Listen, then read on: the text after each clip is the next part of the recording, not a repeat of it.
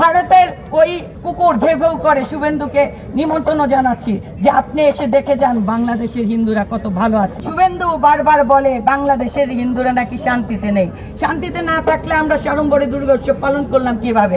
তরুণের কথাই বলি, তরুণ যেই দাতা দিল আমাদের পূজা 33,000 হয়েছে, তাহলে কিভাবে হলো? এই রমনা কালী মন্দির থেকে ভারতের ওই কুকুর ঘেউ ঘেউ করে শুভেন্দুকে নিমন্ত্রণ জানাচ্ছি যে আপনি এসে দেখে যান বাংলাদেশের হিন্দুরা কত ভালো আছে। আসসালামু আলাইকুম রহমতুল্লাহ। এই অপর্ণা রায় নামক এই হিন্দুর বাচ্চাটা, এই বদমাইশ, এ বাংলাদেশের ইতিহাস জানে না, বাংলাদেশের কোনো ঘটনার খবর রাখে না। আমাদের ভারতবর্ষে যেমন সেকুলার হিন্দু আছে, তারপর কিছু বুদ্ধিজীবী আছে, মানে বুদ্ধিবীজী, তো ঠিক তেমনই বাংলাদেশেও ইনি হচ্ছেন সেকুলার।